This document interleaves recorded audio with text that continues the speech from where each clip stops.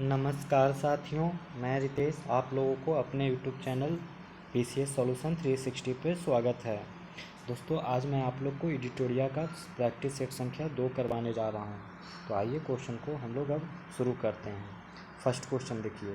First question कह रहा है कि निम्नलिखित कथनों में से पुर्तगालियों के विषय में कौन सा कथन असत्य है। इसमें से असत्य कथन पहचानने कह रहा है। तो देखिए, इसमें से असत्य कथन क्या हो जाएगा? ऑप्शन ई हो जाएगा, क्योंकि पुर्तगालियों के संबंध में उपरोक्त कोई भी असत्य नहीं है, अतः सही उत्तर ई होगा। मतलब ये सारे के सारे आपको सही कथन ही हैं। तो आइए बारी बारी से देख लेते हैं कि कौन से कथन हैं। देखते हैं कौन से पहले कथन हैं। तो पहला में बोल रहा है कि सर्वप्रथम भारत से व्यापारिक संबंध स्थापित करने वाली यूरोपीय शक्ति पुर्तगाली ही थी। ये बात बिल्कुल सही है। ये आपको तो पता ही हो गया कि ये चारों के चारों कथन सत्य हैं। तो सबसे पहला कथन कह रहा है कि सर्वप्रथम भारत से व्यापारिक संबंध स्थापित करने वाले यूरोपीय शक्ति पुर्तगाली थे। दूसरा नंबर कह रहा है कि पुर्तगालियों ने भारत में तंबाकू, मूंगफली, आलू, मक्का एवं पपीता की खेती की शुरुआत की। पुर्तगाली ने क्या किया? तो भारत में तंबाकू, मूंगफली, आलू, मक्का और पपीता की खेती की शुरुआत किया। तीसरा पॉइंट कह रहा है कि भारत में जहाज निर्माण, प्रिंटिंग प्रेस की स्थापना का श्रेय पुर्तगालियों को ही जाता है। जहाज निर्माण, प्रिंटिंग प्रेस की स्थापना का श्रेय किसे जाता है? तो पुर्तगालियों को जाता है। भारत में गोथिक स्थापत्य कला का आगमन पुर्तगालियों के माध्यम से हुआ। भारत में गोथिक स्थापत्य कला का आगमन पुर्तगालियों के माध्यम से हुआ। दूसरा कथन, ददनी प्रथा के संबंध में कौन सा कथन सही है? तो वो है सी। यह व्यापारियों द्वारा कारीगरों को दी जाने वाली पूंजीगत सहायता से संबंधित थी। ददनी प्रथा क्या है? तो यह व्यापारियों द्वारा कारीगरों को दी जाने वाली पूंजीगत सहायता से संबंधित थी। नेक्स्ट क्वेश्चन, भारत छोड़ो आंदोलन के दौरान आज़ाद दस्ता के कार्यों में क्या शामिल नहीं था? तो वो शामिल नहीं था अलोकप्रिय अधिकारियों की हत्या। भारत छोड़ो आंदोलन के दौरान आज़ाद दस्ता के कार्यों में क्या शामिल नहीं था? तो अलोकप्रिय अधिकारियों की हत्या ये शामिल नहीं था। बाकी साधारण तोड़फोड़ के माध्यम से सरकारी कार्यवाही में बाधा पहुंचाना ये था भारत छोड़ो आंदोलन के आज़ाद दस्ता के कार्यों में शामिल। साधारण तोड़फोड़ के माध्यम से सरकारी कार्यवाही में बाधा पहुंचाना। दूसरा था कि अग्निकांड द्वारा सरकारी फाइलों को नष्ट करना। अग्निकांड द्वारा सरकारी फाइलों को नष्ट करना। रासायनिक पदार्थों तथा बारूद द्वारा विस्फोट करके फैक्ट्री, कार्यालय आदि का विनाश करना। रासायनिक पदार्थों तथा बारूद द्वारा विस्फोट करके फैक्ट्री, कार्यालय आदि का विनाश करना था। ये सब उसके कारण थे। नेक्स्ट कह रहा है कि सम्राट शाह आलम द्वितीय ने ईस्ट इंडिया कंपनी को बंगाल, बिहार तथा उड़ीसा की दीवानी कब प्रदान की? तो 12 अगस्त 1765 को।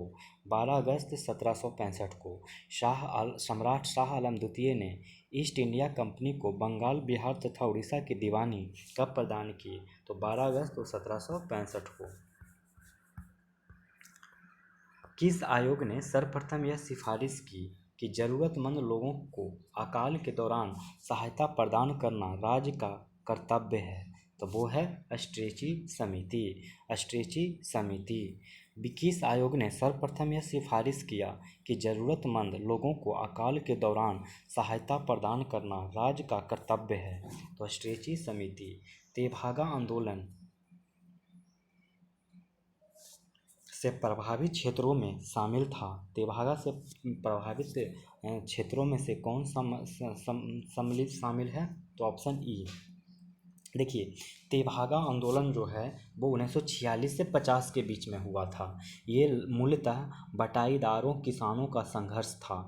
इसका नेतृत्व मुख्यतः कंपाराम एवं भवन सिंह ने किया था।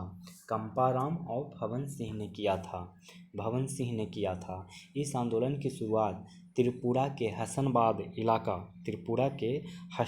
इलाका से शुरू हुआ तथा शीघ्र ही यह बंगाल के क्षेत्र में भी फैल गया। तो त्रिपुरा और बंगाल, तेभागा आंदोलन से प्रभावित क्षेत्र में शामिल थे बंगाल और त्रिपुरा। निम्नलिखित में से किसका विरोध स्वामी दयानंद सरस्वती द्वारा नहीं किया गया था? तो वो नहीं किया गया था पुनर्जन्म एवं कर्म का सिद्धांत।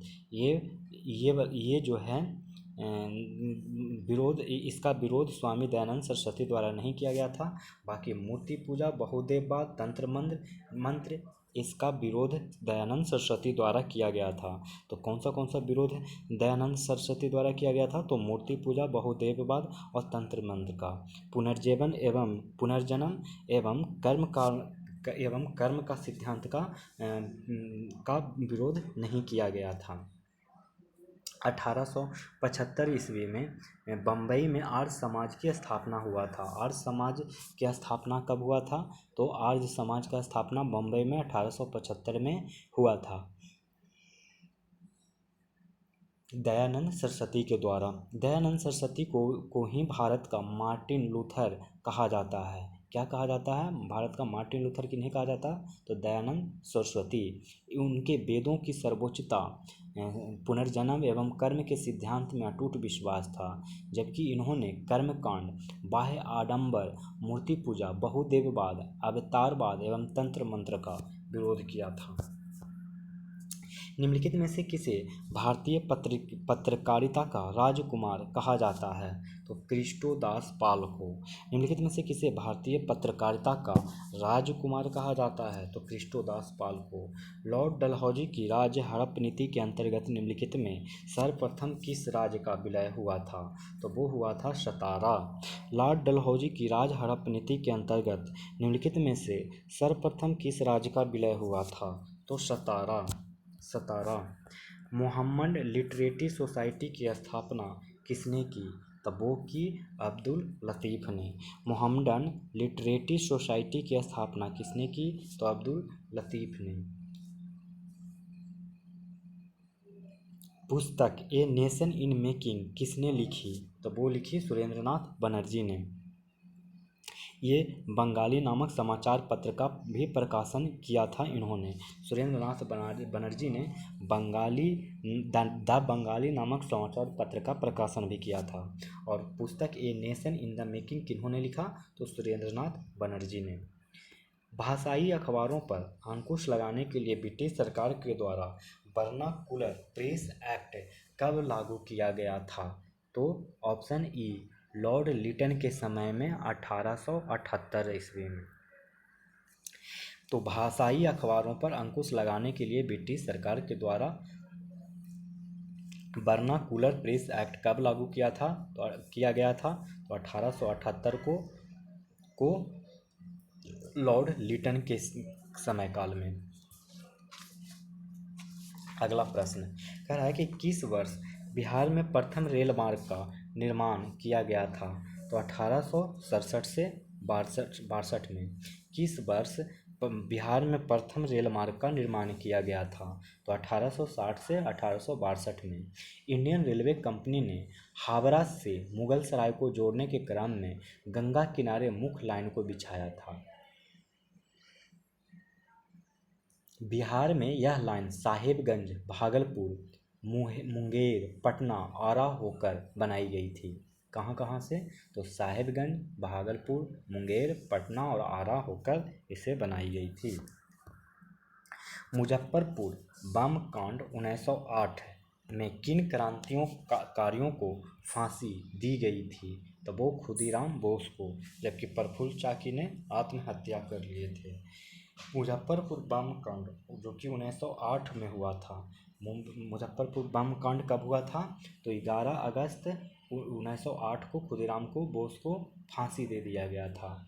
और खुदीराम बोस ने बम कांड 1908 में किया था। ठीक है। तो अगला क्वेश्चन, निम्नलिखित वर्ष किस वर्ष सरकार द्वारा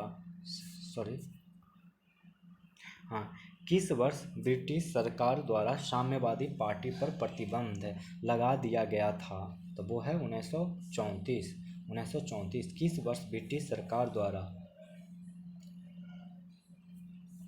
साम्यवादी पार्टी पर प्रतिबंध लगा दिया गया था। तो 1934। 16 नंबर कह रहा है कि निम्नलिखित में से कौन सा कार्यक्रम असहयोग आंदोलन के रचनात्मक कार्यों में शामिल नहीं था।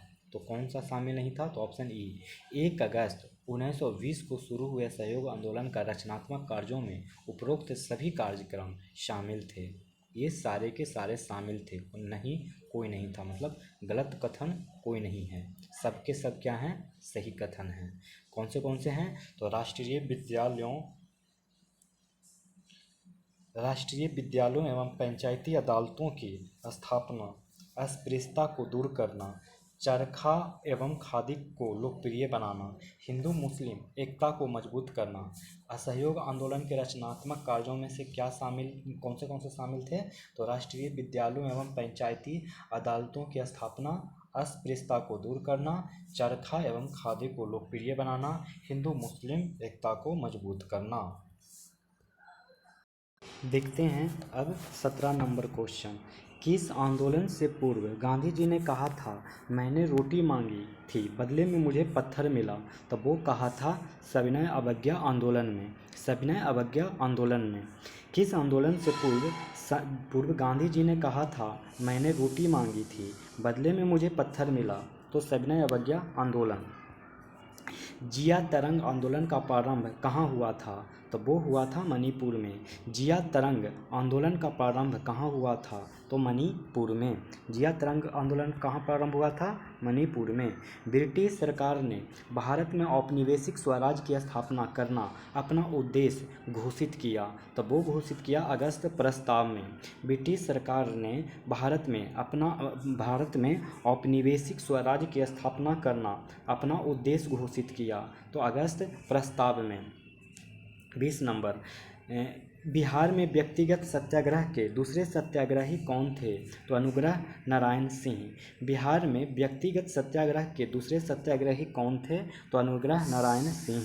मुसलमानों में शिक्षा प्रसार के लिए बिहार के किस जिले में 1872 ईस्वी में साइंटिफिक सोसाइटी की स्थापना, साइंटिफिक सोसाइटी का गठन किया गया था। तब वो किया गया था मुजफ्फरपुर में। मुसलमानों में शिक्षा प्रसार के लिए बिहार के किस जिले में 1872 ईस्वी में साइंटिफिक सोसाइटी का गठन किया गया था। मुजफ्फरपुर में। ये स्थापना इमाद अली खां द्वारा किया गया था। किसके द्वारा किया गया था। इमाद अली खां द्वारा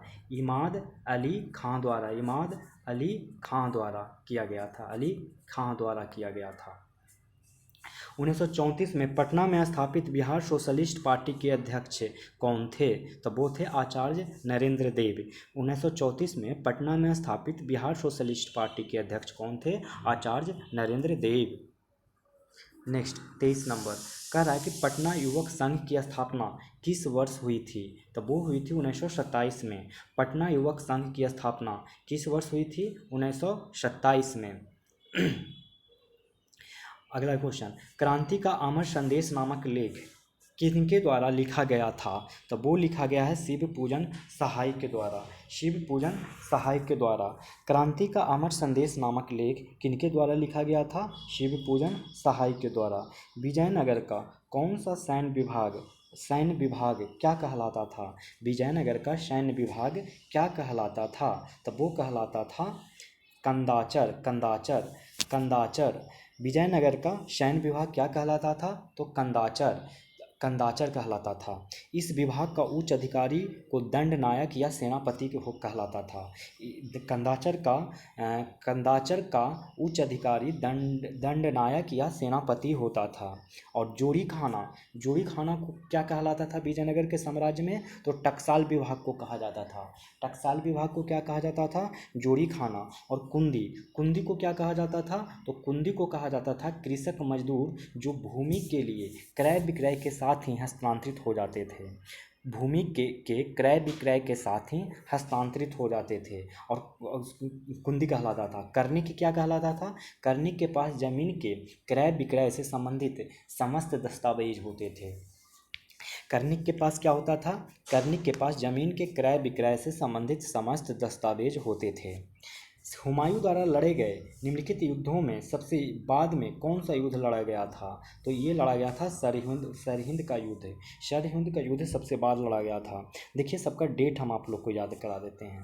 देवरा का युद्ध आप जो देख रहे हैं वो 1531 में हुआ था, जब हुमायूं ने अफगानों को हराया था। हुमायूं ने पहले युद्ध लड़ा था देवरा का, जिसमें अफगानों को हराया था 1531 में। फिर हुआ 1539 का चौसा का युद्ध। चौसा का युद्ध कब हुआ था? तो 1539 का, जब शेर शाह ने हुमायूं को हराया था। 1539 में शेर शाह ने हुमायूं को हराया था। फिर कन्नौज का युद्ध। कन्नौज का युद्ध हुआ था 1540 में। इसमें भी शेर शाह ने हुमायूं को हराया और इसमें अंतिम रूप से पराजित किया और मान लिया गया कि हुमायूं पराजित हो गया और उसे दिल्ली छोड़कर भागना पड़ा। फिर सरहिंद का युद्ध हुमायूं ने 1555 में लड़ा और इसी युद्ध में हुमायूं ने भारत में पुनः मुगल सत्ता का प्रारंभ किया। चौसा का युद्ध 1539, देवरा का युद्ध 1531। 1531 में देवरा का युद्ध में अफगान को हराया हुमायूं ने, और कन्नौज का युद्ध 1540 और 1539 चौसा का युद्ध में हुमायूं हार गया शेर शाह से। 1535 में युद्ध जीतने के बाद फिर से भारत में मुगल साम्राज्य का स्थापना किया। निम्नलिखित में से किसे भारत का सादी कहा गया है? तो वो कहा गया है अमीर हसन को। अमीर हसन को। निम्नलिखित में किसे भारत का शादी कहा गया है? अमीर हसन को। किस मुगल शासक का मकबरा भारत में स्थित नहीं है? कौन से मुगल शासक का मकबरा भारत में स्थित नहीं है? तो ऑप्शन ई। देखिए, काबुल में बाबर का मकबरा है। बाबर का मकबरा कहाँ है? काबुल में, जो भारत के बाहर है। और जहांगीर का मकबरा लाहौर में है। जहांगीर का मकबरा लाहौर शाहदरा में है। लाहौर रावी नदी के किनारे लाहौर है। तो लाहौर में किसका है? लाहौर में शाहदरा है जहांगीर का, और बाबर का काबुल में। तो इस तरीके से ऑप्शन ई हो जाएगा। 29 नंबर हम लोग देखेंगे क्वेश्चन। निम्नलिखित में से कौन सा अकबर द्वारा चलाया गया सबसे बड़ा सोने का सिक्का था? तो वो था शंसव। निम्नलिखित में से कौन अकबर द्वारा चलाया गया सबसे बड़ा सोने का सिक्का था? तो संसव। इलाही क्या था? तो अकबर द्वारा चलाया गया सोने का सिक्का था, गोलाकार सोने का सिक्का था। इलाही क्या था? तो इलाही था अकबर द्वारा चलाया गया गोलाकार सोने का सिक्का था। और जलाली क्या था? तो अकबर द्वारा चांदी के वर्गाकार एवं चौकोर सिक्का चलाया गया था। चांदी का वर्गाकार एवं चौकोर सिक्का अकबर के द्वारा चलाया गया, वो जलाली कहलाता था। और रुपया तो आप लोग को पता होगा कि शेर शाह सूरी द्वारा चलाया गया चांदी का सिक्का था। रुपया क्या था? तो शेर शाह सूरी द्वारा चलाया गया सिक्का था चांदी का। सिखों के 10वें गुरु गोविंद सिंह के बारे में निम्नलिखित में से कौन सा असत्य है? माने गलत कथन पूछ रहा है। तो आइए देखिए कौन सा गलत कथन है। इन्होंने सिख को अलग विवाह पद्धति लबन पद्धति का प्रारंभ करवाया। यही गलत है, क्योंकि सिखों के तीसरे गुरु अमरदास ने सिखों की नई विवाह पद्धति लबन पद्धति का आरंभ कराया। किसने लबन पद्धति का आरंभ करवाया था? तो सिखों के 10वें गुरु नहीं, बल्कि तीसरे गुरु कौन थे? अमरदास। सिखों के तीसरे गुरु अमरदास ने लबन पद्धति का विवाह पद्धति का लबन पद्धति प्रारंभ करवाया था। बाकी गुरु गोविंद सिंह ने इन्होंने प्रत्येक सिख को पंचमार्क धारण करने का आदेश दिया था। ये सही है। एक पूरक ग्रंथ 10वें बादशाह का ग्रंथ का संकलन भी किया। इन्होंने पाहुल प्रथा का प्रारंभ किया। गुरु गोविंद सिंह ने क्या किया? तो पाहुल प्रथा का प्रारंभ किया। इन्होंने एक पूरक ग्रंथ 10वें बादशाह का ग्रंथ का संकलन किया। इन्होंने प्रत्येक सिख को पंचमार्क धारण करने का आदेश दिया था। ऋग वैदिक कालीन समाज में लांगल शब्द का प्रयोग किसके लिए किया जाता है? तो हल के लिए किया जाता है। किसके लिए किया जाता है? तो हल के लिए किया जाता है। ऋग वैदिक कालीन समाज में लांगल शब्द का प्रयोग किसके लिए किया जाता है? तो हल के लिए किया जाता है। देखिए, अनाज मापने वाला पात्र को उद्दर कहा जाता था। अनाज मापने वाला पात्र को क्या कहलाता था? उद्दर कहलाता था। उदर उदर कहलाता था अनाज मापने वाला पात्र को। और हल कहलाता था कि लांगल को हल कहा जाता था। लांगल को क्या कहा जाता था? हल कहा जाता था। और गोबर की खाद को करिये या सकृत कहा जाता था। क्या कहा जाता था? करिये। एक और नाम था सकृत। तो करिये और सकृत कहा जाता था गोबर की खाद को। बादल परजनय कहलाता था। बादल पहले क्या कहलाता था? परजनय। बादल क्या कहलाता था? परजनय। क्षणिकवाद का संबंध निम्न में से किस धर्म या दर्शन से संबंध है? क्षणिकवाद का संबंध निम्न में से किस धर्म या दर्शन से है? तब वो है बौद्ध धर्म से। क्षीणकवाद का संबंध निम्न में से किस धर्म दर्शन से है? तो बौद्ध धर्म दर्शन से है। निम्न में से किस हड़प्पाई स्थल से एक उन्नत जल प्रबंधन साक्ष्य प्राप्त हुआ है? तो धौलावीरा। निम्न में से किस हड़प्पाई स्थल से एक उन्नत जल प्रबंधन का साक्ष्य प्राप्त हुआ है? धौलावीरा। मौर्य साम्राज्य के संदर्भ में असत्य कथन की पहचान करें। तब असत्य कथन होता है ऑप्शन ई। देखिए, मौर्य साम्राज्य की स्थापना 321 में नहीं हुई थी, ये 321 ईस्वी पूर्व में हुई थी, माने 321 बीसी में हुई थी मौर्य साम्राज्य की स्थापना, जिसे चंद्रगुप्त मौर्य ने किया था चाणक्य की सहायता से। मौर्य शासकों का उल्लेख जैन, बौद्ध और पौराणिक ग्रंथों में मिलता है। मौर्य शासक का उल्लेख जैन, बौद्ध और पौराणिक ग्रंथों में मिलता है। अशोक के अधिकांश अभिलेख प्राकृत भाषा में हैं। अशोक के अधिकांश अभिलेख किस भाषा में हैं? तो प्राकृत भाषा में। दक्षिण भारत में प्राप्त अभिलेखों में अरामाइक एवं यूनानी लिपियों का प्रयोग किया गया है।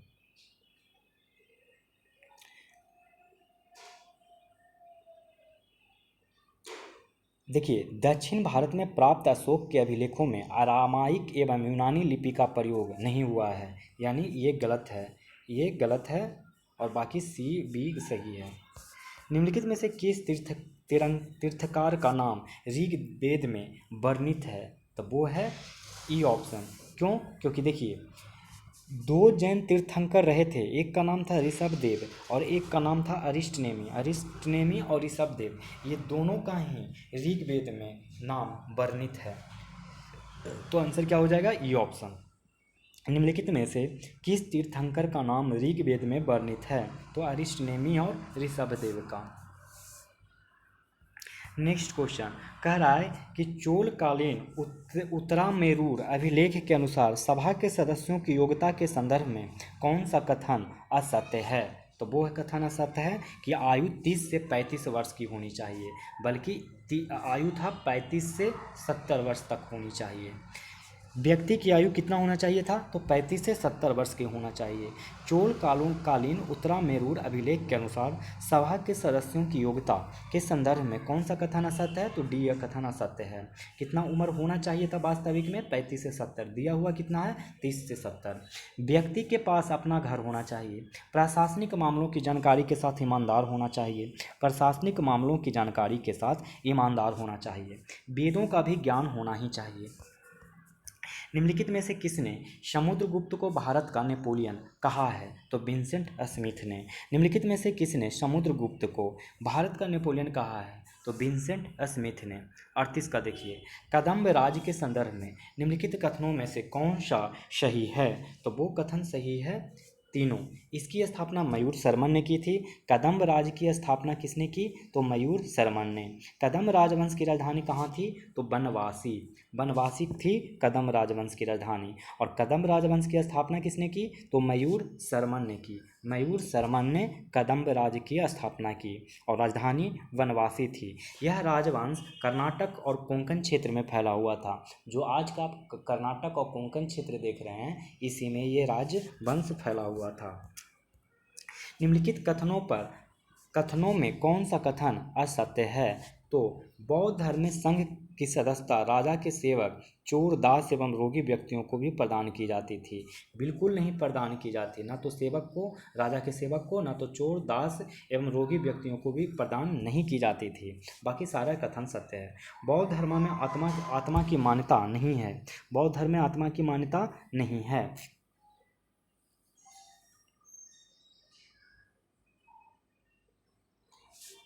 बौद्ध धर्म में पुनर्जन्म की मान्यता है। बौद्ध धर्म में संघ में प्रस्ताव के पाठ को अनुशावन कहा जाता था।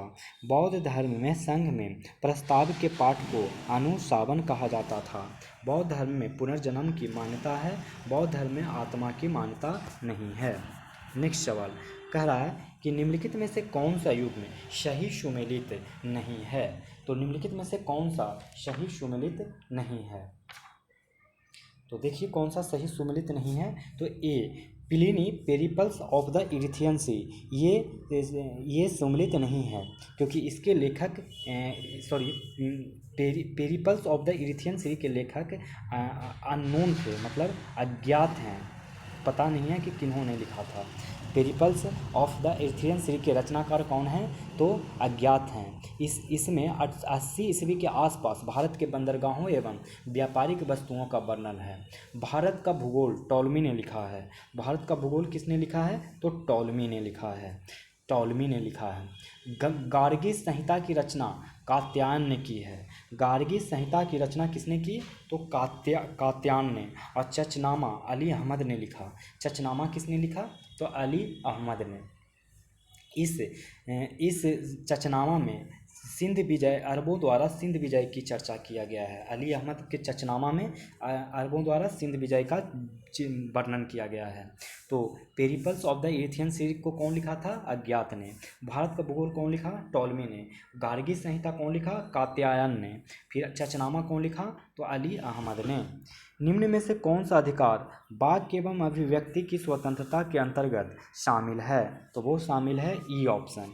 देखिए संविधान का आपको अनुच्छेद 19 याद करना चाहिए। क्या है अनुच्छेद 19 में उल्लेखित वाक्य एवं अभिव्यक्ति की स्वतंत्रता के अंतर्गत वर्तमान में 6 प्रकार की स्वतंत्रता दी गई है। पहला भाषण की स्वतंत्रता, दूसरा सम्मेलन करने की स्वतंत्रता, पहला भाषण की स्वतंत्रता, पहला भाषण की स्वतंत्रता, भाषण की स्वतंत्रता, सम्मेलन करने की स्वतंत्रता, तीसरा संगठन की स्वतंत्रता, तीसरा नंबर पे संगठन की स्वतंत्रता, संगठन की स्वतंत्रता,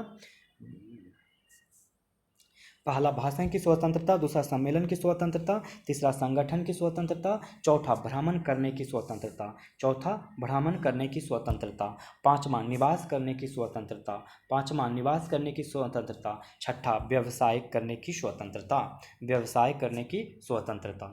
आप याद रखेंगे, इसका ऑप्शन ई होगा।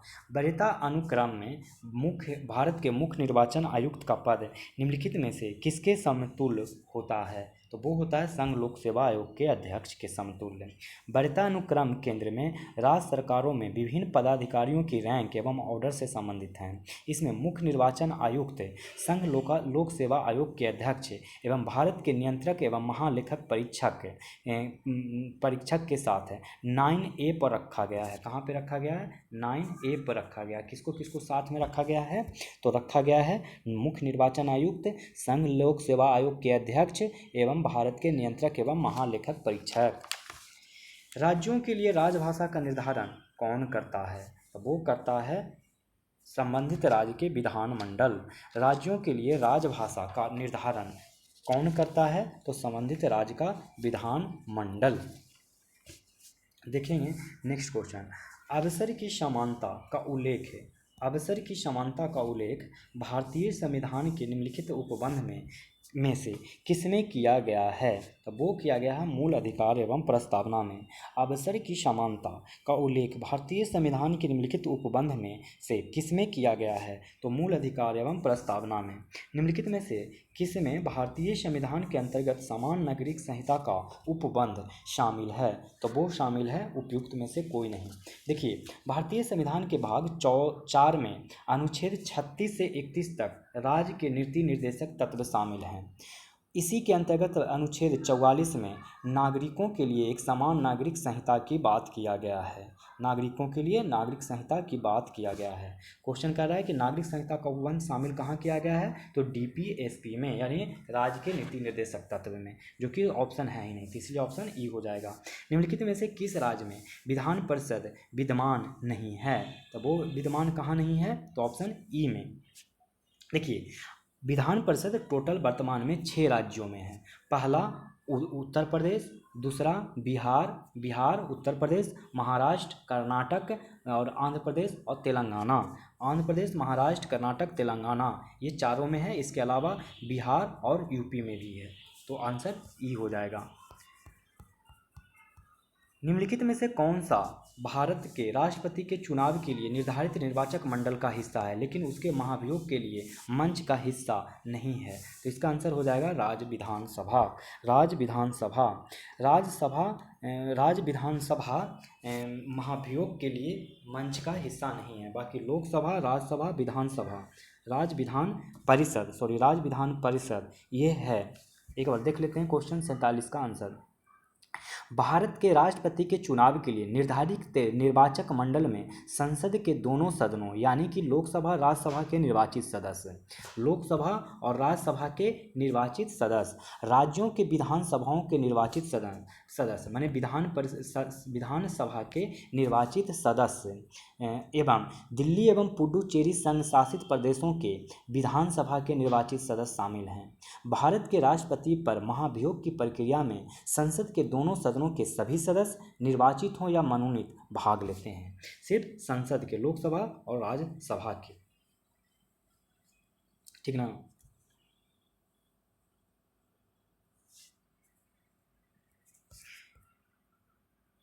नेक्स्ट क्वेश्चन देखिए,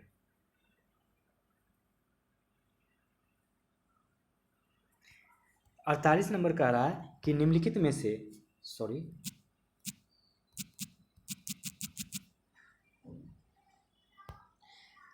से किस निकाय का भारतीय संविधान में उल्लेख नहीं है, तो क्षेत्रीय परिषद का उल्लेख नहीं है। बाकी कैबिनेट, अंतर्राज्यीय परिषद, वित्त आयोग का उल्लेख है। निम्नलिखित में से किस निकाय का भारतीय संविधान में उल्लेख नहीं है, तो कैबिनेट, वित्त आयोग, अंतर्राज्यीय परिषद का उल्लेख है। बाकी क्षेत्रीय परिषद का उल्लेख नहीं है।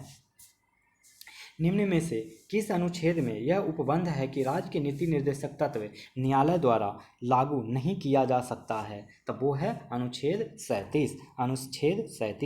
निम्न में से किस अनुच्छेद में यह उपबंध है कि राज्य के नीति निर्देशक तत्व न्यायालय द्वारा लागू नहीं किया जा सकता है, अनुच्छेद 37।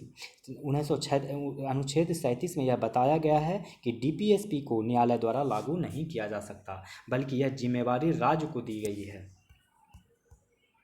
संविधान के किस संशोधन के माध्यम से केंद्रीय एवं किसी राज्य में मंत्रिपरिषद के आकार को क्रमशः लोकसभा के सदस्यों की कुल संख्या एवं उस राज्य के विधानसभा के सदस्यों की संख्या का 15% सीमित कर दी गई है, तो वो कर दी गई है ऑप्शन ई, क्योंकि इसका सही आंसर क्या हो जाएगा, 91वां संविधान संशोधन, 91st संविधान संशोधन के माध्यम से अनुच्छेद 75 के तहत, कौन से अनुच्छेद के तहत, 75 और अनुच्छेद 164 एवं 10वीं अनुसूची में शोधन करके केंद्र में प्रधानमंत्री एवं राज्यों में मुख्यमंत्री सहित मंत्रियों की कुल संख्या लोकसभा अथवा विधानसभा के सदस्य संख्या का अधिकतम 15% निर्धारित किया गया है। तो कहाँ छेड़छाड़ किया गया है 51वां संविधान संशोधन में, तो अनुच्छेद 75, अनुच्छेद 164 और 10th शेड्यूल में, 10th शेड्यूल 164 आर्टिकल और 75 आर्टिकल में चेंज किया गया। उच्च न्यायालय के मुख्य क्षेत्राधिकार निम्नलिखित में से कौन सा नहीं है, तो वो कौन नहीं है, तो परामर्शदायी क्षेत्राधिकार ये नहीं है। बाकी प्रारंभिक क्षेत्राधिकार, निरीक्षण का क्षेत्राधिकार और अपीलीय क्षेत्राधिकार ये उच्च न्यायालय के मुख्य क्षेत्राधिकार हैं। देखिए, भारतीय संविधान के अनुच्छेद 143 के तहत परामर्श संबंधी क्षेत्राधिकार सिर्फ उच्च न्यायालय के पास है,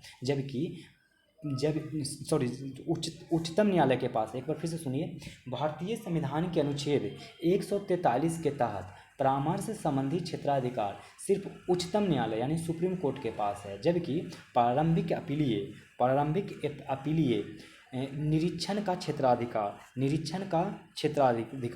प्रारंभिक अपीलीय एवं निरीक्षण का क्षेत्राधिकार उच्च एवं उच्चतम दोनों के प्राप्त है। ये तीनों सुप्रीम कोर्ट और हाई कोर्ट दोनों को प्राप्त है, और परामर्श अधिकार सिर्फ सुप्रीम कोर्ट को अधिकार है।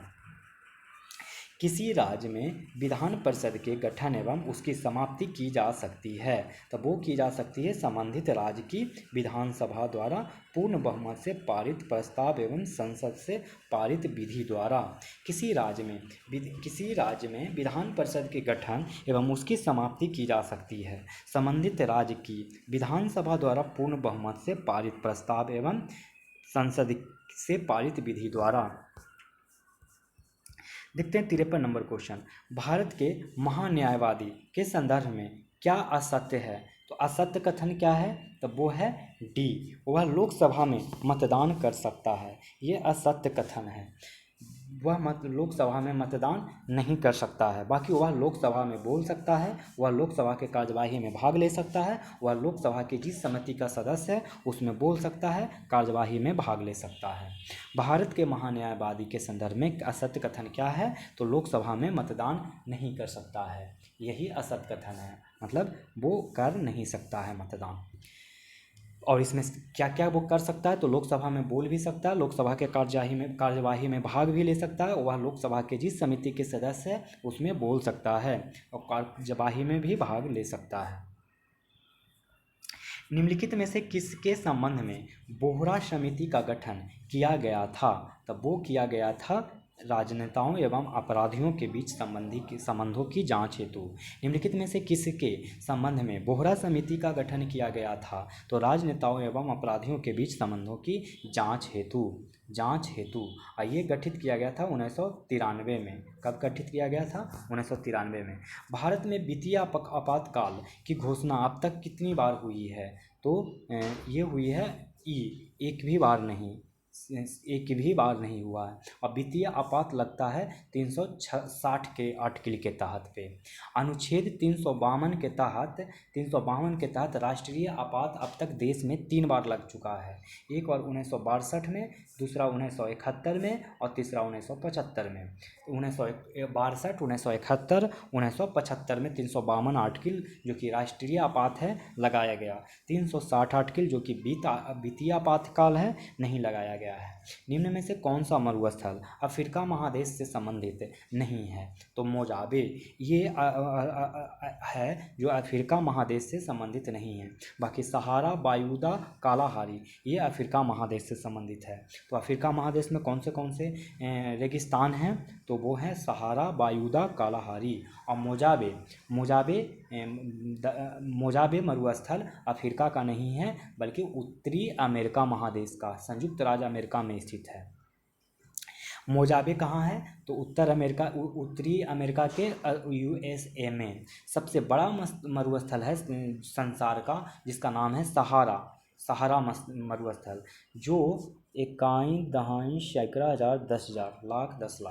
35 लाख वर्ग मील में फैला हुआ है। 35 लाख वर्ग मील में फैला हुआ है सहारा, जो दुनिया का सबसे बड़ा है। निम्नलिखित देशों में दक्षिण अमेरिका का स्थल अवरुद्ध देश कौन सा है? तो वो है ई ऑप्शन को बोलिविया और पराग्वे। निम्नलिखित देशों में दक्षिण अमेरिका का स्थल अवरुद्ध देश कौन है? तो वो है बोलिविया और पराग्वे। और इसमें देख रहे हैं आप उरुग्वे, कोलंबिया, इसके बारे में थोड़ा सा जानकारी ले लीजिए कि कोलंबिया और उरुग्वे की सीमा महासागर से लगती है, इसीलिए ये अब स्थल अवरुद्ध देश नहीं है। हम देखेंगे 58 का मिलान करने कह रहा है, मिलान करिए और इसका आंसर डी हो जाएगा। देखिए मिलान करके क्या क्या आएगा।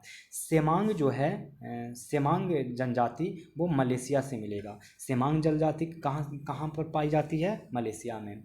इसके बाद बुशमैन अफ्रीका में पाया जाता है। बुशमैन कहाँ पाया जाता है? अफ्रीका में। बुशमैन अफ्रीका में।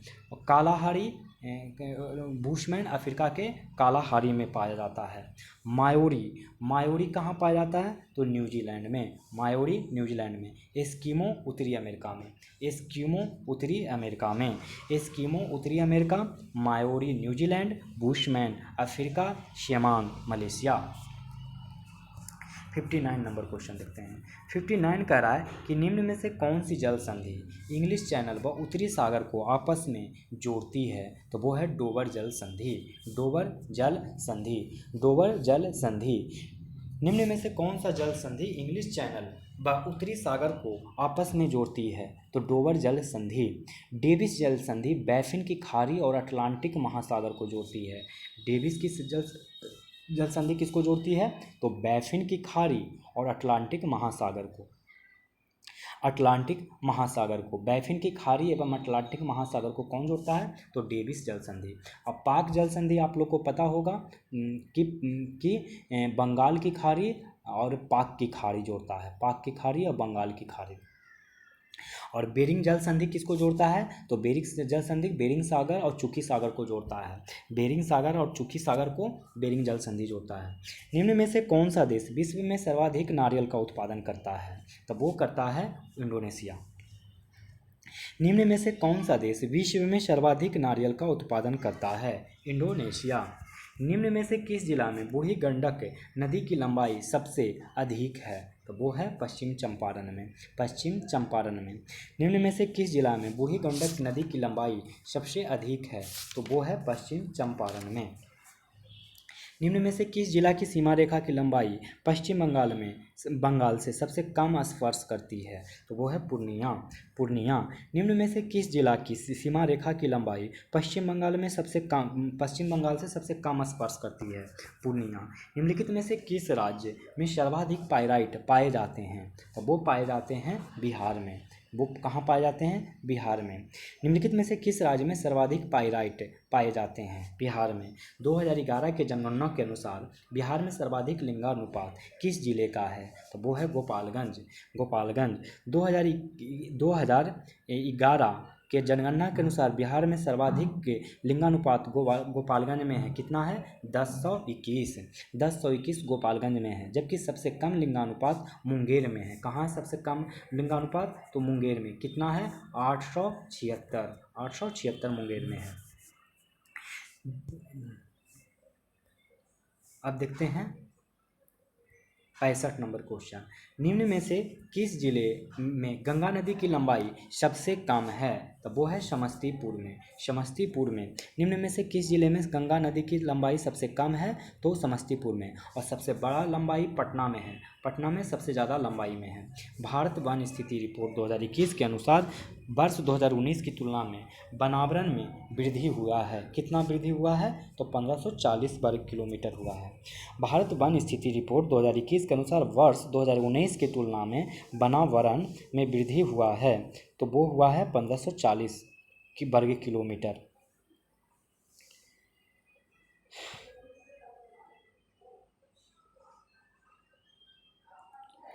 भारत वन स्फीति रिपोर्ट 2021 में दिए गए आंकड़ों के अनुसार देश में वनावरण एवं वृक्षारोपण, ध्यान दीजिए यहाँ पे बोल रहा है कि तुलना में वनावरण सिर्फ कह रहा है। अभी हम जो डेटा आपको याद करा रहे हैं तो देश में वनावरण और वृक्षारोपण, वनावरण है और इसके साथ साथ वृक्षारोपण भी है।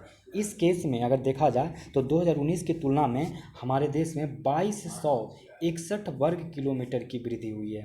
मतलब 0.28% की वृद्धि हुई है। 0.28% की वृद्धि यानी 2261 स्क्वायर किलोमीटर की वृद्धि हुई है 2019 की तुलना में। किस प्रकार? तो वनावरण और वृक्षारोपण में। लेकिन अगर हम बात करेंगे सिर्फ वनावरण की, सिर्फ वनावरण में 1540 स्क्वायर किलोमीटर यानी 0.22% की वृद्धि हुई है। और वृक्षावन में, ये तो वनावरण हुआ माने वन का आवरण, और वृक्षावरण माने वृक्ष का आवरण में केवल 721 वर्ग किलोमीटर ही हुआ, जिसमें 0.76 की वृद्धि मापी गई। 0.76% की वृद्धि वृक्षारोपण में 721 और वनारोपण में 1540, दोनों मिला दीजिए तो 2261 आ जाएगा। निम्न में से कौन सा क्षेत्र भारत के उच्च तीव्रता वाले भूकंपीय क्षेत्र जोन 5 में सम्मिलित है? तो वो सम्मिलित है ऑप्शन ई। देखिए, तीव्र भूकंपीय क्षेत्र जोन 5 के अंतर्गत उत्तर पूर्वी भारत, अंडमान निकोबार द्वीप समूह, जम्मू कश्मीर और लद्दाख, हिमाचल प्रदेश उत्तराखंड, कच्छ का रण तथा उत्तरी बिहार है, नॉर्थ बिहार, उत्तरी बिहार है। ये सारे के सारे जोन 5 में आते हैं। कौन कौन आते हैं? तो उत्तरी भारत, उत्तराखंड, जम्मू कश्मीर, लद्दाख, कच्छ का रण, हिमाचल प्रदेश, नॉर्थ बिहार, लद्दाख, अंडमान निकोबार। पालकोंडा पर्वत निम्न में से किस राज्य में अवस्थित है? तो वो अवस्थित है आंध्र प्रदेश में। पालकोंडा पर्वत कहाँ अवस्थित है? तो आंध्र प्रदेश में। कोलदाम परियोजना निम्न में से किस नदी पर स्थित है? तो वो स्थित है सतलज नदी पे। कोलदाम परियोजना निम्न में से किस नदी पर है? तो सतलज नदी पे। कहाँ है? तो हिमाचल प्रदेश में है। भारत का सबसे लंबा राष्ट्रीय जलमार्ग कौन सा है? तो राष्ट्रीय जलमार्ग O1 कहाँ से कहाँ तक? इलाहाबाद से हल्दिया तक है और इसकी लंबाई 1620 किलोमीटर एवं सर्वाधिक उपयोगी जलमार्ग है। 1620 किलोमीटर लंबा इलाहाबाद से हल्दिया तक राष्ट्रीय जलमार्ग O1 है। शून्य रेखा कहलाती है। शून्य रेखा दोस्तों क्या कहलाती है? तो वो कहलाती है त्रिपुरा और बांग्लादेश के बीच की रेखा को शून्य रेखा कहलाती है। शून्य रेखा कहाँ कहलाती है? तो त्रिपुरा और बांग्लादेश के बीच की रेखा को। निम्न में से किस राज्यों से होकर भारतीय मानक समय की यामोत्तर नहीं गुजरती है? तो वो झारखंड से होकर नहीं गुजरती है। तो किससे होकर हमारा भारतीय मानक समय यानी 82.5 डिग्री कहाँ से होकर गुजरती है? तब जिसको यामोत्तर रेखा कहा जाता है। कौन सा रेखा कहा जाता है? यामोत्तर रेखा कहा जाता है। तो आप नाम याद रखेंगे, ये 82 डिग्री गुजरता है यूपी, एमपी, छत्तीसगढ़, उड़ीसा और Andhra Pradesh. UP, MP, Chhattisgarh, Orissa, Andhra Pradesh. UP, MP, Chhattisgarh, Orissa, Andhra Pradesh यहाँ से होकर गुजरता है। गरजता चालीसा, प्रचंड पचासा और चिखता साठा क्या है? तब वो है पछुआ पवने। गरजता चालीसा, प्रचंड पचासा और चिखता साठा क्या है? पछुआ पवने। शक्तिशाली पछुआ पवनों को उनकी तीव्रता के कारण दक्षिणी गोलार्ध में गरजता चालीसा, प्रचंड पचासा और चिखता साठा जैसे नामों से जाना जाता है। ये सब पवनें कहाँ की है? तो 0 डिग्री इक्वेटर के दक्षिण भाग में है, दक्षिण गोलार्ध में है। ठीक है।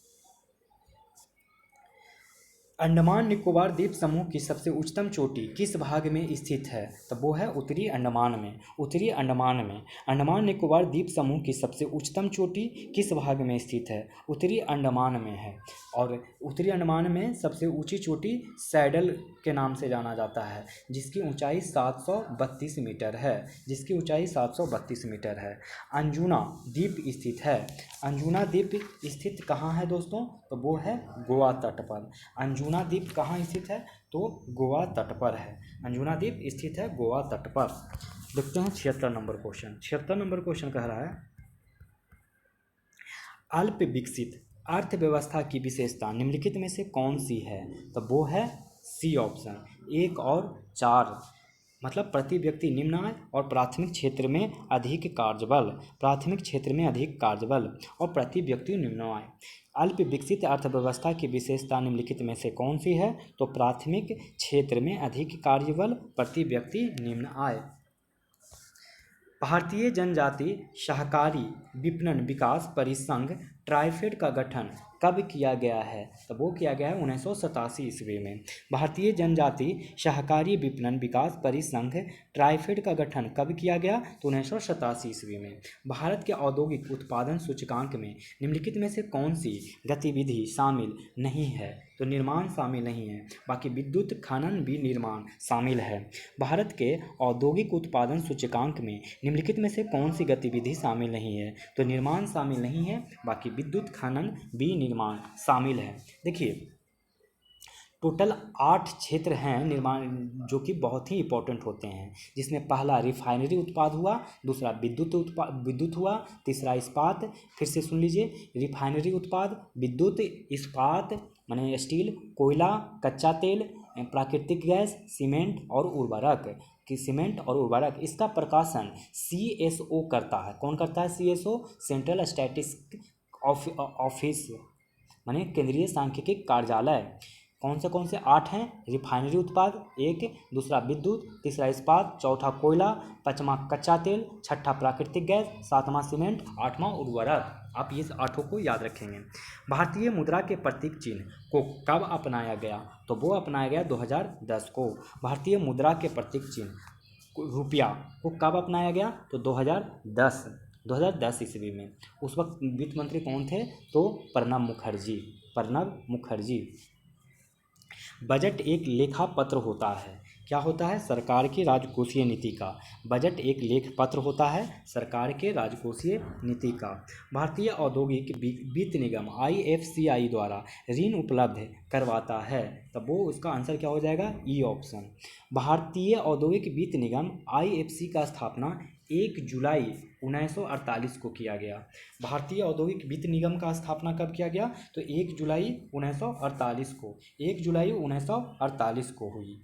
IFC का उद्देश्य क्या था? तो निजी एवं सहकारी क्षेत्र के उद्यमों को दीर्घकालीन, निजी क्षेत्र के उद्यम और सहकारी क्षेत्र के उद्यमों सहकारी क्षेत्र के उद्यमों को दीर्घकालीन व मध्यकालीन ऋण उपलब्ध कराना है।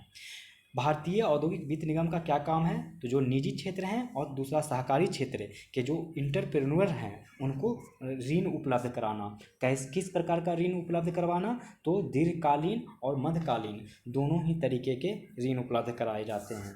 नवीनतम आंकड़ों के अनुसार विश्व की कितनी प्रतिशत जनसंख्या नगरों में निवास करती है? तो वो करती है 55.3%। और ये रिपोर्ट कौन सबमिट किया है? तो वर्ल्ड अर्बनाइजेशन प्रोस्पेक्ट्स है। नवीनतम आंकड़ों के अनुसार विश्व की कितनी प्रतिशत जनसंख्या नगरों में निवास करती है? तो 55.3%। और वर्ल्ड अर्बनाइजेशन प्रोस्पेक्ट्स रिपोर्ट के अनुसार है ये। हम देखेंगे 83 नंबर क्वेश्चन। चालू खाता घाटा क्या होता है? करंट अकाउंट डेफिसिट क्या होता है? तब वो होता है देश में कुल निर्यात से कुल आयात अधिक होने के कारण घाटा। देखिए चालू खाता घाटा क्या है? करंट अकाउंट डेफिसिट, तो ये है देश में कुल निर्यात से कुल आयात अधिक होने के कारण घाटा। बिहार का वित्तीय वर्ष 2022-23 में स्थापना एवं प्रतिबद्ध व्यय का बजट अनुमान कितना है? तो वो है इतना 1,37,10,00,000,1,37,460.94 करोड़ रुपया।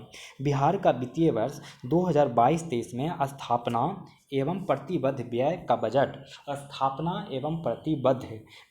का बजट अनुमान कितना है? तो 1,37,460.94 करोड़ रुपया।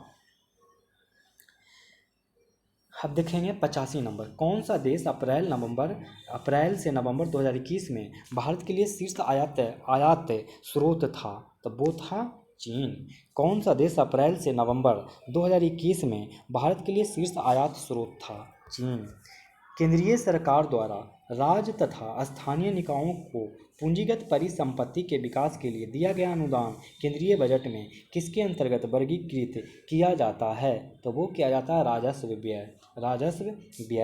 केंद्रीय सरकार द्वारा राज्य तथा स्थानीय निकायों को पूंजीगत परिसंपत्ति के विकास के लिए दिया गया अनुदान केंद्रीय बजट में किसके अंतर्गत वर्गीकृत किया जाता है? राजस्व व्यय। किस रंग के प्रकाश का परिकर्णन सबसे अधिक होता है? तब वो होता है बैंगनी। किस रंग के प्रकाश का परिकिरण सबसे अधिक होता है? बैंगनी। दाब बढ़ाने पर क्वथनांक पर क्या प्रभाव पड़ता है? तब वो पड़ता है बढ़ता है। दाब बढ़ाने पर क्वथनांक पर क्या प्रभाव पड़ता है? तो बढ़ता है।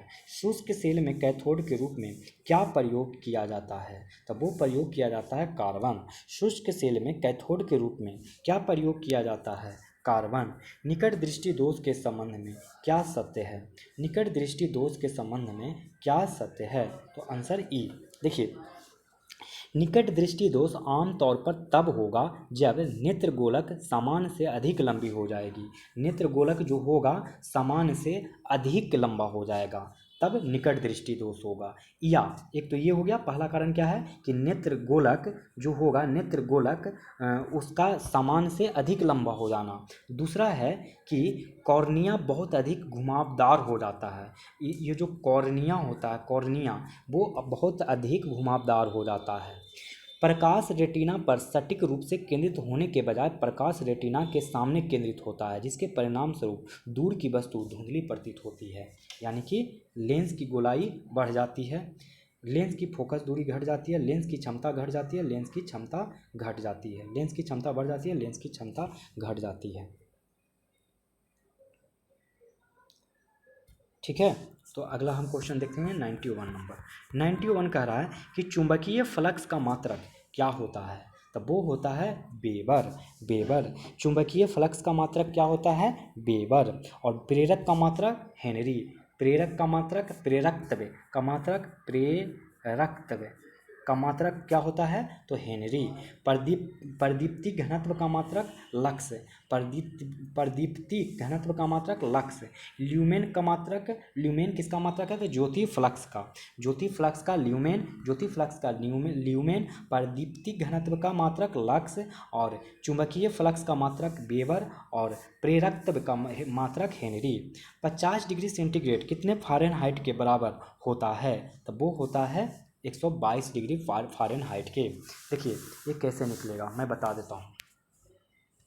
फार्मूला आप याद रखेंगे, C-0/100 is equal to F-32/180। अब देखिए C के जगह पे कितना रखना है? 50 डिग्री वैल्यू रखना है। 50 - 0/100 इक्वल टू फ़ारेनहाइट तो निकालना ही है, 32/180। इसको कैलकुलेशन करेंगे तो 50/1/2 आ जाएगा इस साइड और ये कट जाएगा 90 मरतबा। तो 90 F इक्वल टू 90 + 32 हो जाएगा। मैं जल्दी जल्दी कैलकुलेशन कर दूँ, आप लोग मिला लीजिएगा। तो आएगा 122 डिग्री फ़ारेनहाइट।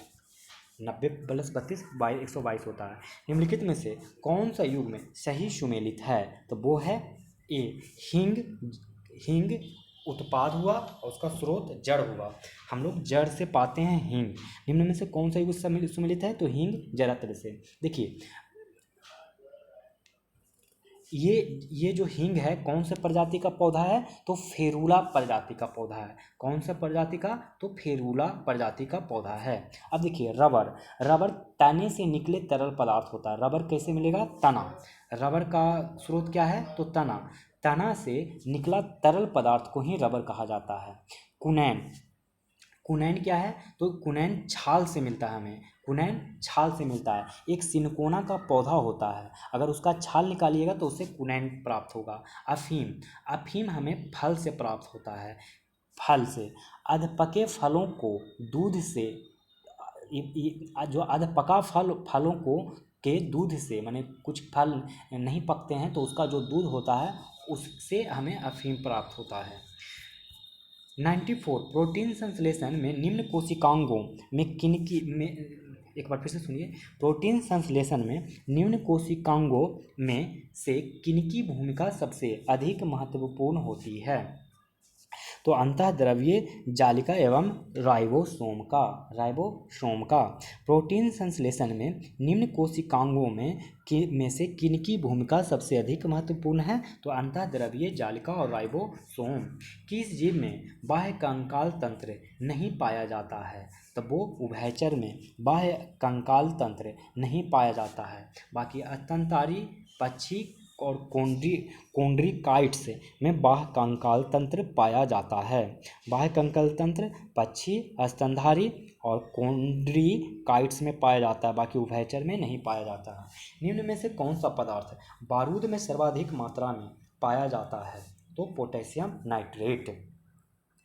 पोटेशियम नाइट्रेट निम्न में से कौन सा पदार्थ बारूद में सर्वाधिक मात्रा में पाया जाता है? तो potassium nitrate. Gun powder potassium nitrate जिसका वजन 75% होता है। गन पाउडर पोटेशियम नाइट्रेट का वजन 75%, चारकोल का वजन 10% और सल्फर का वजन 5%। चारकोल का वजन 10% और सल्फर का वजन कितना होता है? तो 5%। 97 नंबर, पोलियो का वायरस शरीर में प्रवेश करता है। तब वो करता है दूषित भोजन तथा जल से। पोलियो का वायरस शरीर में प्रवेश करता है दूषित भोजन तथा जल से। हवाई अड्डों पर विमान चालकों को संकेत देने के लिए किस गैस का प्रयोग किया जाता है? तो वो प्रयोग किया जाता है नियॉन। हवाई अड्डों पर विमान चालकों को संकेत देने के लिए किस गैस का प्रयोग किया जाता है? नियॉन। किस रासायनिक पदार्थ का नाम ऑयल ऑफ विट्रियोल है? तो वो है सल्फ्यूरिक अम्ल। सल्फ्यूरिक अम्ल। किस रासायनिक पदार्थ का नाम ऑयल ऑफ विट्रोल है? सल्फ्यूरिक अम्ल। देखिए, सल्फ्यूरिक एसिड की खोज सबसे पहले ग्रीन विट्रियल को गर्म करके की गई थी। और ग्रीन विट्रियल क्या होता है? वो होता है FeSO4 7H2O। ये होता है ग्रीन विट्रियल। इसको किया गया था। एसिड अपने केंद्रित रूप में प्रकृति में तैलीय चिपचिपा होता है और इसीलिए इसे विट्रियल का तेल नाम दिया गया, क्योंकि यह विट्रियल से प्राप्त एक तैलीय द्रव्य है। फिटकिरी में हाइड्रोजन के कितने परमाणु पाए जाते हैं? तो 48 परमाणु पाए जाते हैं। देखिए, फिटकिरी का आपको फॉर्मूला याद रखिएगा, पूछा जाता है। K2SO4 AlSO4 का होल 3। मैं फिर से लिख देता हूँ। फिटकिरी का फार्मूला K2SO4 AlSO4 का होल थ्राइस और 24H2O। और सवाल कर रहा है कि हाइड्रोजन के कितने परमाणु हैं? तो 24 × 2 कितना हो गया? 48। K2SO4 का होल थ्राइस और 24H2O। 101 वनस्पतियों को पराबैंगनी किरणों के दुष्प्रभाव से बचाने वाला वर्णक का नाम क्या है? तो वो है लाइकोपीन। वनस्पतियों को पराबैंगनी किरणों के दुष्प्रभाव से बचाने वाला वर्णक का नाम क्या है? लाइकोपीन। डीएनए निम्न में से किस में पाया जाता है? तो वो पाया जाता है ऑप्शन ई। डीएनए या जिसको कि डीऑक्सीराइबोन्यूक्लिक एसिड बोलते हैं, मनुष्यों और लगभग सभी अन्य जीवों में वंशानुगत सामग्री है। अधिकांश डीएनए कोशिका के केंद्र, जहां इसे परमाणु डीएनए कहा जाता है, में स्थित होता है। लेकिन डीएनए की एक छोटी मात्रा माइटोकॉन्ड्रिया में भी पाई जाती है। माइटोकॉन्ड्रिया में भी पाई जाती है। यानी केंद्रक और माइटोकॉन्ड्रिया, जहां माइटोकॉन्ड्रिया में पाई जाती है, जहां इसे माइटोकॉन्ड्रियल डीएनए या mtDNA कहा जाता है। क्लोरोप्लास्ट डीएनए क्लोरोप्लास्ट में स्थित होता है। क्लोरोप्लास्ट डीएनए क्लोरोप्लास्ट में स्थित होता है, जो कुछ यूकैरियोटिक जीवों के कोशिकाओं के भीतर स्थित प्रकाश संश्लेषण अंग हैं। 103 निम्न में से किस शैवाल का प्रयोग आयोडीन बनाने में होता है? तब वो होता है फ्यूकस। भूरा शैवाल, जिसे फ्यूकस बेसिकुलोसस के नाम से जाना जाता है, पोषक तत्वों से भरपूर होता है। यह आयोडीन एक उत्कृष्ट स्रोत है। निम्न में से किस वनस्पति जगत का एम्फीबिया वर्ग कहा जाता है? तब वो कहा जाता है ब्रायोफाइटा। निम्न में से किसे वनस्पति जगत का एम्फीबिया वर्ग कहा जाता है? ब्रायोफाइटा। किस हार्मोन को फूल खिलाने वाला हार्मोन कहा जाता है? वो कहा जाता है फ्लोरिजेंस। किस हार्मोन को फूल खिलाने वाला हार्मोन कहा जाता है? फ्लोरिजेंस। साइटोकाइनिन किसे कहा जाता है? बौने पौधे को लंबा करने के लिए। काइनिन किसे कहा जाता है? तो बौने पौधे को लंबा करने वाला। फ्लोरिजेंस किसको कहा जाता है? फूल खिलाने वाला पौधा। एथिलीन किसको कहा जाता है? तो एकमल हार्मोन जो गैसीय रूप में होता है। एथिलीन क्या होता है? तो एकमल हार्मोन जो गैसीय रूप में होता है। ट्राउमैटिन क्या होता है? इसका निर्माण घायल कोशिका में होता है। ट्राउमैटिन क्या होता है? तो इसका निर्माण घायल कोशिका में होता है। बीएमडी परीक्षण किसकी पहचान के लिए किया जाता है? तो ऑस्टियोपोरोसिस के लिए। बीएमडी परीक्षण, जिसको बोन मिनरल डेंसिटी कहते हैं, वो ऑस्टियोपोरोसिस अस्थि रंध्रता रोग की पहचान के लिए किया जाता है। यह एक हड्डी का रोग है जिसमें फ्रैक्चर का खतरा बढ़ जाता है। बीएमडी परीक्षण किसकी पहचान के लिए किया जाता है? तो ऑस्टियोपोरोसिस। केंचुओं में कितनी जोड़ी हृदय होती है? तो वो होता है 5 जोड़ी। केंचुए में कितना जोड़ी हृदय होता है? तो 5 जोड़ी। 108 नंबर क्वेश्चन। 108 कह रहा है कि जो लोग 4000 मीटर से अधिक ऊंचाई पर रहते हैं उनके आरबीसी की मात्रा में क्या परिवर्तन होता है? तब वो होता है बढ़ जाता है। जो लोग 4000 मीटर से अधिक ऊंचाई पर रहते हैं उनके आरबीसी की मात्रा में क्या परिवर्तन होता है? बढ़ जाता है। रक्त विमाणु ब्लड प्लेटलेट्स का जीवन काल कितने दिन होता है? तब वो होता है 3 से 5 दिन। 3 से 5 दिन। ब्लड प्लेटलेट्स का जीवन काल कितने दिन होता है? तो 3 से 5 दिन। आरबीसी का जीवन काल 20 से 120 दिन होता है। आरबीसी का कितना होता है? 20 से 21 दिन। डब्ल्यूबीसी का 2 से 4 दिन। डब्ल्यूबीसी का कितना होता है? 2 से 4 दिन। ब्लड प्लेटलेट्स का 3 से 5 दिन। अग्नाशय की गामा कोशिका से कौन सी हार्मोन स्रावित होता है? तब वो होता है सोमैटोस्टेटिन। अग्नाशय की गामा कोशिका से कौन सा हार्मोन स्रावित होता है? तो सोमैटोस्टेटिन। अल्फा कोशिका से ग्लूकॉन निकलता है। अल्फा कोशिका से ग्लूकागन अल्फा कोशिका से निकलता है और बीटा कोशिका से इंसुलिन और गामा कोशिका से सोमैटोस्टेटिन। गामा कोशिका से सोमैटोस्टेटिन और इंसुलिन किससे से निकलता है? तो बीटा कोशिका से इंसुलिन और अल्फा कोशिका से ग्लूकागन और गामा कोशिका से सीमैटोस्टेटिन। 111। हाल ही में किस राज्य के प्रसिद्ध सफ़ेद प्याज और बाड़ा कोलम चावल को जीआई टैग प्रदान किया गया है? तो महाराष्ट्र। हाल ही में किस राज्य के प्रसिद्ध सफ़ेद प्याज और बाड़ा कोलम चावल को जीआई टैग प्रदान किया गया है? तो महाराष्ट्र। टाइम्स हायर एजुकेशन द्वारा वर्ल्ड यूनिवर्सिटी रैंकिंग 2022 में किस यूनिवर्सिटी को प्रथम स्थान प्राप्त हुआ है? तो Oxford University. Times Higher Education द्वारा जारी वर्ल्ड यूनिवर्सिटी रैंकिंग 2022 में किस यूनिवर्सिटी को प्रथम स्थान घोषित किया है? तो ऑक्सफोर्ड यूनिवर्सिटी। और दूसरे नंबर पे है कैलिफोर्निया प्रौद्योगिकी संस्थान यूएसए में। और तीसरा में है देखिए, पहला में तो आपको पता हो गया कि ऑक्सफोर्ड विश्वविद्यालय है। दूसरे नंबर पे 2 यूनिवर्सिटी को रखा गया है। एक को कैलिफोर्निया प्रौद्योगिकी संस्थान जो कि यूएसए में है और दूसरे स्थान पे एक और को रखा गया जिसका नाम है हार्वर्ड विश्वविद्यालय जो कि संयुक्त अमेरिका में ही है। संयुक्त राज्य अमेरिका में ही 2 है, एक कैलिफोर्निया प्रौद्योगिकी संस्थान और दूसरा हार्वर्ड विश्वविद्यालय। शीर्ष 500 में केवल 3 भारतीय विश्वविद्यालय को शामिल किया गया है, बेंगलुरु और आईआईटी रोपर और IIT Indore. IISc Bengaluru, IIT Ropar और आईआईटी इंदौर। 113 नंबर। निम्नलिखित में से कौन कोविड-19 के खिलाफ भारत का पहला स्वदेशी रूप से विकसित आरबीडी प्रोटीन उपायिकाई वैक्सीन है? तो वो है कार्बोवैक्स।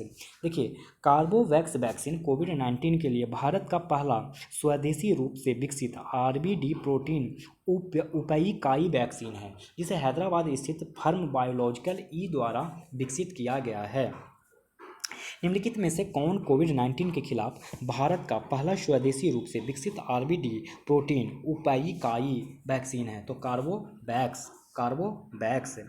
भारत निर्वाचन आयोग ने सभी मतदान केंद्रों को डिजिटल मैपिंग के लिए किस ऐप को लॉन्च किया है? तो वो किया है गरुड़ ऐप को। भारत निर्वाचन आयोग ने सभी मतदान केंद्रों की डिजिटल मैपिंग के लिए किस ऐप को लॉन्च किया है? तो गरुड़ ऐप को। 115। केंद्रीय बजट 2022-23 के अनुसार वर्ष 2022-23 में राजस्व घाटा अनुमानित है। तो वो है सकल घरेलू उत्पाद का 3.8%।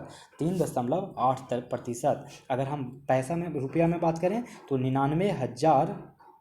99 लाख एक मैं लिख देता हूँ, इकाई दहाई सैकड़ा हज़ार 10,000 लाख 9,90,241 करोड़ रुपया। 9,90,241 करोड़ रुपया अनुमानित है जो कि सकल घरेलू उत्पाद का 3.8% है। केंद्रीय बजट जब निकाला गया 2022-23 के अनुसार तो 2022-23 में राजस्व घाटा का अनुमानित कितना किया गया? तो सकल घरेलू उत्पाद का 3.8% जो कि 9,90,241 करोड़ रुपया है। दिव्यांग व्यक्तियों के अधिकारों और कल्याण को बढ़ावा देने के लिए किस बैंक ने दिव्यांग कर्मचारियों के लिए एक ऐप लॉन्च किया है? तो वो है पीएनबी बैंक ने। दिव्यांग व्यक्तियों के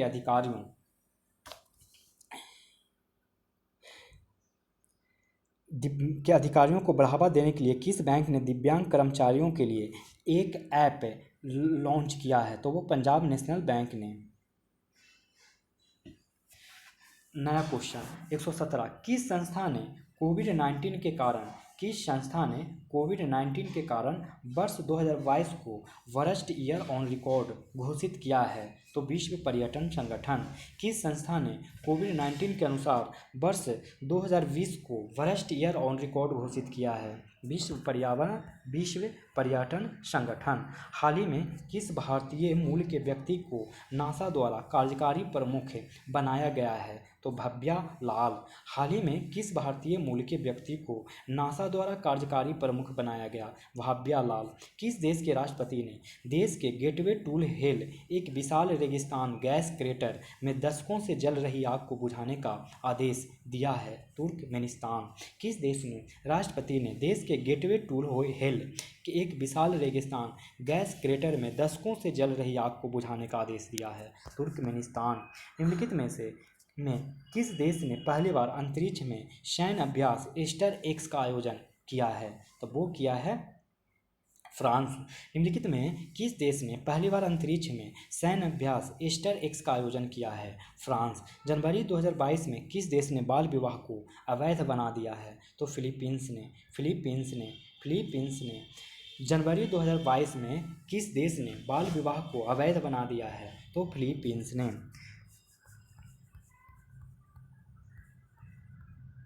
हाल ही में कौन सा देश अंतर्राष्ट्रीय सौर गठबंधन में शामिल होने वाला 102वां देश बन गया है? तो वो बन गया है एंटीगुआ और बारबुडा। हाल ही में कौन सा देश अंतर्राष्ट्रीय सौर गठबंधन में शामिल होने वाला 102वां देश बन गया है? तो एंटीगुआ और बारबुडा।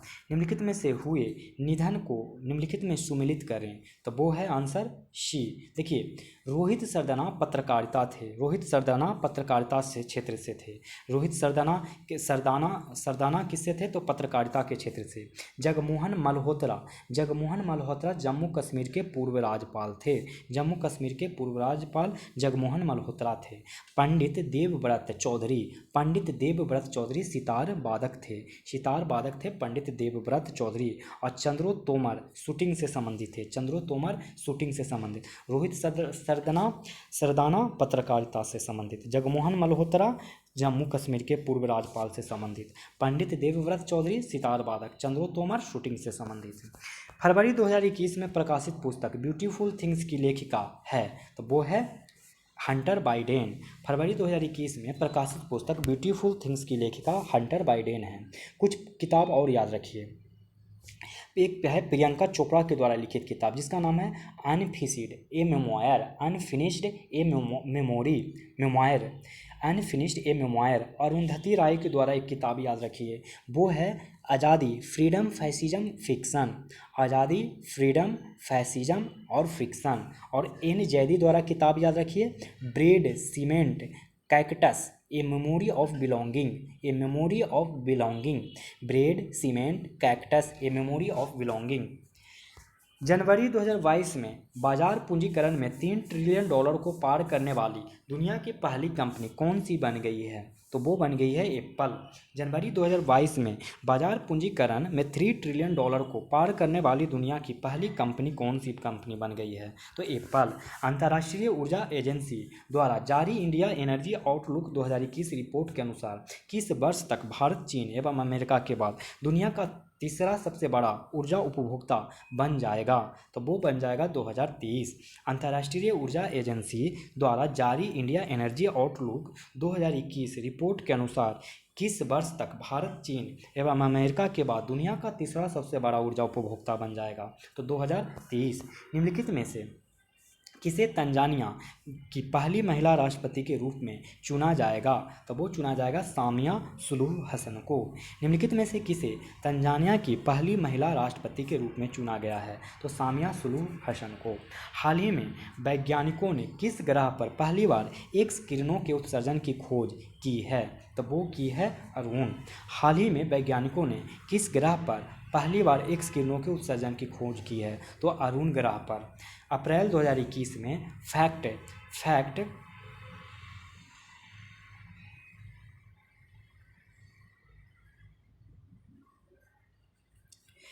अप्रैल 2021 में फैक्ट समूह से संबंधित विद्रोहियों से लड़ते हुए किस अफ्रीकी देश के राष्ट्रपति इदरिस डेबी की मृत्यु हो गई? तो चाड। अप्रैल 2021 में फैक्ट समूह से संबंधित विद्रोहियों से लड़ते हुए किस अफ्रीकी देश के राष्ट्रपति इदरिस डेबी की मृत्यु हो गई? तो चाड। विंबलडन टेनिस टूर्नामेंट 2021 के महिला एकल की उपविजेता कौन रही है? तो Karolina Pliskova. Wimbledon tennis tournament 2021 के महिला एकल की उपविजेता कौन रही है? तो कैरोलिना प्लिस्कोवा। देखिए, पुरुष एकल विजेता हैं नोवाक जोकोविच। विंबलडन 2021 की अगर हम बात करें तो पुरुष के विजेता हैं नोवाक जोकोविच जो कि सर्बिया के हैं, और उपविजेता रहे हैं मेटेओ बेरेटेनी जो कि इटली के थे। पुरुष एकल विजेता कौन रहे विंबलडन 2021 में? तो नोवाक जोकोविच जो कि सर्बिया के हैं, और मेटेओ बेरेटिनी जो कि इटली के हैं। अगर महिला एकल विजेता की बात करें तो एश्ले बार्टी जो कि ऑस्ट्रेलिया की हैं, ऑस्ट्रेलिया की हैं, और उपविजेता रही हैं कैरोलिना प्लिस्कोवा जो कि चेक गणराज्य की हैं। ये कहाँ की हैं? तो चेक गणराज्य की। और विजेता रही हैं एश्ले बार्टी जो कि ऑस्ट्रेलिया की हैं। हाल ही में किन दो देशों की वायुसेनाओं के बीच एक्स डिजर्ट नाइट 21 युद्ध अभ्यास का आयोजन किया गया? तो वो किया गया भारत फ्रांस। हाल ही में किन दो देशों के वायुसेनाओं के बीच एक्स डेजर्ट नाइट 2021 युद्ध अभ्यास का आयोजन किया गया? तो भारत फ्रांस। निम्नलिखित में से किस व्यक्ति को डॉक्टर APJ अब्दुल कलाम वैज्ञानिक पुरस्कार 2021 से सम्मानित किया गया? तो वो किया गया अमित केसरबानी। निम्नलिखित में से किस व्यक्ति को डॉक्टर APJ अब्दुल कलाम वैज्ञानिक पुरस्कार 2021 से सम्मानित किया गया? अमित केसरबानी। किस मंत्रालय द्वारा हाल ही में ग्लोबल बायो इंडिया 2021 का आयोजन किया गया? तो वो किया गया विज्ञान एवं प्रौद्योगिकी मंत्रालय। किस मंत्रालय द्वारा हाल ही में ग्लोबल बायो इंडिया 2021 का आयोजन किया गया? विज्ञान एवं प्रौद्योगिकी मंत्रालय। ग्लोबल बायो इंडिया 2021 के दूसरे संस्करण का उद्घाटन विज्ञान एवं प्रौद्योगिकी मंत्रालय द्वारा किया गया। थीम था ट्रांसफॉर्मिंग लाइव्स। थीम क्या था? Transforming lives. टैगलाइन क्या था? Bio sciences to bio economy. Theme क्या था? Transforming lives. टैगलाइन क्या था? Bio sciences to bio economy. पहला ग्लोबल बायो इंडिया 2019 में नई दिल्ली में आयोजित किया गया था। Next question 134 number. बजट में घोषित प्रधानमंत्री आत्मनिर्भर स्वास्थ्य भारत योजना के तहत आवंटित राशि कितना है? तो 64,180 करोड़ रुपया। बजट में घोषित प्रधानमंत्री आत्मनिर्भर स्वास्थ्य भारत योजना के तहत आवंटित राशि कितना है? तो 64,180 रुपया। यह योजना 6 वर्षों में करीब इतना रुपया खर्च किए जाएंगे। इस बजट में स्वास्थ्य का बजट 94,000 करोड़ रुपया है। स्वास्थ्य पे बजट है कितना? 94,000 करोड़ रुपया से बढ़ाकर 2,23,846 इतना करोड़ रुपया किया गया है। किस पे? स्वास्थ्य का बजट है। 135 नंबर। जुलाई 2021 में आयोजित कोपा अमेरिका 2021 फुटबॉल टूर्नामेंट का खिताब किस देश ने जीता है? तो अर्जेंटीना ने। जुलाई 2021 में आयोजित कोपा अमेरिका 2021 फुटबॉल टूर्नामेंट का खिताब किस देश ने जीता? तो अर्जेंटीना ने। विजेता कौन रहा कोपा अमेरिका फुटबॉल का? तो अर्जेंटीना। उपविजेता कौन रहा? ब्राजील। उपविजेता ब्राजील, विजेता अर्जेंटीना। सर्वश्रेष्ठ खिलाड़ी लियोनेल मेसी। सर्वश्रेष्ठ खिलाड़ी कौन है? Lionel Messi. सर्वश्रेष्ठ गोलकीपर कौन है? Emiliano Martinez. सर्वश्रेष्ठ गोलकीपर कौन है? Emiliano Martinez. कोपा अमेरिका दक्षिण अमेरिका की फुटबॉल संस्था द्वारा आयोजित अंतर्राष्ट्रीय पुरुष फुटबॉल चैंपियनशिप है। 136 नंबर, भारत का पहला विरासत संस्थान किस शहर में स्थापित करने की घोषणा की गई है? तो नोएडा। भारत का पहला विरासत संस्थान किस शहर में स्थापित करने की घोषणा की है? तो नोएडा। बिहार में वर्तमान में कितनी लघु जल विद्युत परियोजनाएं चल रही है? तो वो 13। बिहार में वर्तमान में कितनी लघु परियोजनाएं चल रही है? तो 13, जिसकी कुल क्षमता 54.3 मेगावाट है। कितनी क्षमता है? 54.3 मेगावाट। बिहार का आर्थिक सर्वेक्षण अगर 2021-22 के अनुसार 2020-21 में राज्य में 2011-12 के स्थिर मूल्य पर प्रति व्यक्ति सकल राज्य घरेलू उत्पाद कितना था? तो वो था 34,314 रुपया। 34,314 रुपया। फिर से देखिए, बिहार आर्थिक सर्वेक्षण 2021-22 के अनुसार 2020-21 में राज्य में 2011-12 के स्थिर मूल्य पर प्रति व्यक्ति सकल राज्य घरेलू उत्पाद कितना था? तो 34,314 रुपया। वित्तीय वर्ष 2022-23 में बिहार राज्य का कुल राजस्व व्यय कितना अनुमानित है? तो वो है 1 दहाई सैकड़ा हज़ार दर्जा लाख 1,91,956.67 करोड़ रुपया। 1,91,956.67 करोड़ रुपया। वित्तीय वर्ष 2022-23 में बिहार राज्य का कुल राजस्व व्यय कितना अनुमानित है? तो 1,91,956.67 करोड़ रुपया। Dada Saheb Phalke international film festival award 2021 में किसे सर्वश्रेष्ठ अभिनेता का पुरस्कार दिया गया है? तो वो दिया गया है अक्षय कुमार को। Dada Saheb Phalke international film festival award 2021 में किसे सर्वश्रेष्ठ अभिनेता का पुरस्कार दिया गया है? अक्षय कुमार को। सर्वश्रेष्ठ अंतर्राष्ट्रीय फिल्म कौन सा था? तो पैरासाइट। सर्वश्रेष्ठ फिल्म कौन सा रहा? तान्हाजी। सर्वश्रेष्ठ अभिनेता कौन रहा? अक्षय कुमार, लक्ष्मी के लिए। सर्वश्रेष्ठ अभिनेत्री दीपिका पादुकोण, छपाक के लिए। तो इस तरीके से आप लोग को मैंने इस प्रैक्टिस सेट संख्या एडिटोरिया का दूसरा ख़त्म करवा दिया हूँ। अब यहाँ से सारे मैथ्स के प्रॉब्लम हैं, आप लोग इसको बना लें और कमेंट बॉक्स में मुझे इसका आंसर भेजें। दोस्तों, अगर ये सब वीडियो आप लोग को पसंद आ रहा हो तो लाइक करें, और अगर चैनल पे नए हों तो सब्सक्राइब करें, और अपने दोस्तों को भी इस चैनल को शेयर करें। तो आप लोग अब अच्छे से पढ़ाई करते रहें। अब आप लोग को छोड़ चलता हूँ यहीं पे, इस उम्मीद के साथ कि आप लोग अपने चरित्र को इस प्रकार बनाएंगे कि महिलाएं आपके साथ होने से सुरक्षित महसूस करेगी। धन्यवाद।